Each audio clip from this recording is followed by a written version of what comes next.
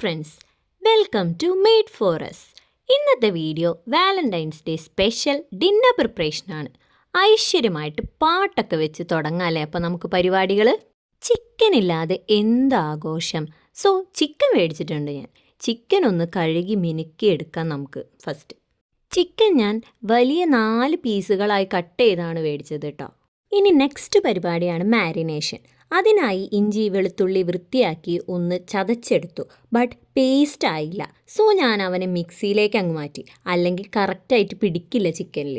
ഇനി നമുക്ക് മിക്സിയിലോട്ട് ആ ഇഞ്ചി വെളുത്തുള്ളി പേസ്റ്റിൻ്റെ ഒപ്പം കുറച്ച് മുളക് പൊടിയും അതേപോലെ കാശ്മീരി പൊടി കളറിനും മഞ്ഞൾപ്പൊടിയും ഉപ്പും അതേപോലെ തന്നെ കുറച്ച് തൈരും വിനീഗറും കൂടെ ഒഴിച്ചിട്ട് നന്നായി ഒന്ന് മിക്സിയിൽ അടിച്ച് എടുക്കാം. അപ്പോൾ നല്ല പേസ്റ്റായിട്ട് കിട്ടും. ഇനി എന്താ ചെയ്യുകയെന്ന് വെച്ചാൽ ചിക്കനെ ഒന്ന് വരഞ്ഞ് എടുക്കുക. ചിക്കൻ ഞാൻ കുറച്ച് അത്യാവശ്യം നന്നായി വരയുന്നുണ്ട്. എനിക്ക് ഓൾറെഡി ടൈം കുറവായതുകൊണ്ട് തന്നെ മാരിനേറ്റ് ചെയ്ത് വെക്കാനുള്ള അവേഴ്സ് ഇല്ല. ഒരു അരമണിക്കൂർ കഷ്ടിയേ കിട്ടുള്ളൂ. അപ്പോൾ അതുകൊണ്ട് തന്നെ നന്നായി ഒന്ന് വരഞ്ഞു കൊടുത്ത് വേഗം തന്നെ എല്ലാ മസാലകളും എല്ലാം അവിടുത്തെ എത്തുന്ന പോലെ നന്നായി അങ്ങ് തേച്ച് പിടിപ്പിച്ച് കൊടുക്കുകയാണ് ചെയ്തത്. നമുക്ക് ഒട്ടും ടൈമില്ലല്ലോ. വേഗം തന്നെ ഇതെല്ലാം കുക്കായി വരികയും അതേപോലെ തന്നെ ഇത് നന്നായി പിടിച്ചില്ലെങ്കിൽ വലിയ ടേസ്റ്റ് ഒന്നും ഉണ്ടാവില്ല. എപ്പോഴും ഓവർനൈറ്റ് മാരിനേഷൻ ആയിരിക്കും ടേസ്റ്റ് കൂടുതൽ. പക്ഷേ എന്താ ചെയ്യുക, ടൈമില്ലല്ലോ. അപ്പോൾ നമുക്ക് ഇങ്ങനെയൊക്കെ വെച്ച് അങ്ങ് അഡ്ജസ്റ്റ് ചെയ്യാം. അപ്പോൾ അതാ മാരിനേഷൻ കഴിഞ്ഞിട്ടുണ്ട്. ഇനി നമുക്കത് ഫ്രിഡ്ജിൽ ഒരു അരമണിക്കൂർ വെക്കാം. അപ്പോൾ ഓക്കെ, നമുക്ക് അടുത്ത പരിപാടിയിലേക്ക് കിടക്കാം. അപ്പോൾ വേഗം തന്നെ ഒരു 3 മുട്ട എടുത്തിട്ട് തിളപ്പിക്കാൻ വെച്ചു. അത് തിളച്ച് വന്നപ്പോൾ ഞാൻ എന്താണെന്ന് വെച്ചാൽ അതിൻ്റെ വെള്ളമൊക്കെ ഊറ്റി കളഞ്ഞിട്ട് അതിൽ നല്ല തണുത്ത വെള്ളം ഒഴിച്ചിട്ട് വെക്കും. കുറച്ച് നേരം അങ്ങനെ തണുത്ത വെള്ളത്തിൽ സോക്ക് ചെയ്ത് വെച്ചാൽ മുട്ടയുടെ തൊണ്ട് പൊളിക്കുമ്പോൾ നല്ല സ്മൂത്തായിട്ട് തന്നെ നമുക്ക് കിട്ടും. അതിൻ്റെ വൈറ്റ് പോർഷൻ ഒന്നും കിട്ടാൻ ഇളകി പോരില്ല. ഞാൻ ഇങ്ങനെയാണ് സാധാരണ ചെയ്യാറ്. അങ്ങനെ ഞാൻ 3 എഗ്സ് ക്ലീൻ ചെയ്തെടുത്തിട്ടുണ്ട്. ഇനി നമ്മളൊരു പാൻ വെക്കുക. പാനിൽ നന്നായി ബട്ടർ തേച്ച് കൊടുക്കുക. ബട്ടർ ഓർ ഓയിൽ നമുക്ക് യൂസ് ചെയ്യാം. ഞാൻ കുറച്ചും കൂടി പ്രിഫർ ചെയ്യുന്ന ബട്ടർ ആയതുകൊണ്ടാണ് കേട്ടോ ബട്ടർ യൂസ് ചെയ്തത്. ഇപ്പം നമ്മൾ ഫ്രിഡ്ജിൽ 30 മിനിറ്റ്സ് മാരിനേറ്റ് ചെയ്ത ചിക്കൻ ഞാൻ ഫ്രിഡ്ജിൽ നിന്ന് എടുത്തിട്ടുണ്ട്. ഇനി നമുക്ക് എന്താണെന്ന് വെച്ചാൽ ആ ചിക്കൻ ഈ ഒരു ബട്ടറിലേക്ക് ഇട്ട് കൊടുക്കാം. ഇത് കുറച്ച് ക്ഷമ വേണം, കാരണം നമുക്ക് ഇതൊന്ന് വെന്ത് കിട്ടാനുള്ള ക്ഷമ നമ്മൾ കാണിക്കണമല്ലോ.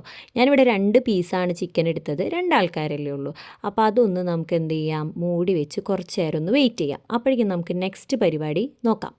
അപ്പോൾ നേരത്തെ ക്ലീൻ ചെയ്ത് വെച്ച എഗ് വൈറ്റ് ഞാൻ എടുത്തിട്ടുണ്ട്. അതിലേക്ക് കുറച്ച് ഗാർലിക് ഇട്ട് അതേപോലെ തന്നെ ഫ്രഷ് ക്രീം ഒഴിച്ചിട്ടുണ്ട് കേട്ടോ. ഫ്രഷ് ക്രീം നമുക്ക് എത്ര വേണോ അതിനനുസരിച്ച് തിക്നെസ്സിനനുസരിച്ച് എടുക്കാം. പിന്നെ കുറച്ച് ഉപ്പിട്ട് കൊടുത്തിട്ടുണ്ട്. പിന്നെ 2 ചീസിൻ്റെ സ്ലൈസസ് ഇട്ട് കൊടുത്തിട്ടുണ്ട് കേട്ടോ. ഇനി ഇതൊന്ന് നന്നായി മിക്സിയിൽ അടിച്ചെടുത്താൽ നമ്മൾ അടിപൊളി ടേസ്റ്റി മയോണൈസ് ഈസ് റെഡി. ഇനി നമുക്ക് പോമഗ്രാനേറ്റ് കൊണ്ട് കുറച്ച് പരിപാടികളുണ്ട്. അപ്പോൾ പോമഗ്രാനേറ്റ് ആ ചിക്കൻ ഒന്ന് ആവുന്ന ഗ്യാപ്പിൽ ഞാൻ വേഗം വന്നൊന്ന് വൃത്തിയാക്കി എടുക്കുകയാണ് കേട്ടോ ചെയ്തത്. ഈ പോമഗ്രാനേറ്റ് വെച്ച് ഒരു റെഡ് കളർ ജ്യൂസും അതുപോലെ തന്നെ ഒരു ബൗളിൽ പോമഗ്രാനേറ്റ് കഴിക്കാനായിട്ട് വെക്കുക എന്നുള്ളതാണ് ഇന്നത്തെ എൻ്റെ ഒരു ഐഡിയ എന്ന് പറയുന്നത്. അപ്പോൾ പോമഗ്രാനേറ്റ് റെഡി ആയിട്ടുണ്ട്. ഇനി നമുക്ക് ചിക്കൻ ഒന്ന് പോയി തുറന്ന് നോക്കാം. അപ്പോൾ ചിക്കൻ ഒരു സൈഡ് വന്നിട്ടുണ്ട്. അപ്പോൾ ഇനി നമുക്കത് പതുക്കെ നെക്സ്റ്റ് സൈഡ് ഒന്ന് മറിച്ചിടാം കേട്ടോ. എൻ്റെ പ്രിപ്പറേഷൻസ് ഇവിടെ എത്തിയപ്പോഴേക്കും ജിഷ്ണു വന്നിട്ടുണ്ടേ. ജിഷ്ണു കുളിച്ച് റെഡിയായി വരിക, നമുക്ക് ഫുഡ് കഴിക്കാനുള്ള ടൈമായി. അപ്പോൾ ഞാൻ ചിക്കൻ 2 സൈഡും വന്നിട്ടുണ്ട്. അപ്പോൾ ഉണ്ടാക്കി വെച്ച മയോണൈസ് ജസ്റ്റ് അതിൻ്റെ മേലിലൊന്ന് സ്പ്രെഡ് ചെയ്ത് കൊടുക്കുന്നുണ്ട്. ഇഫാ ചിക്കൻ ഉണ്ടാക്കുന്ന രീതിയിലാണ് ഞാനിതൊന്ന് ട്രൈ ചെയ്തിട്ടുള്ളത്.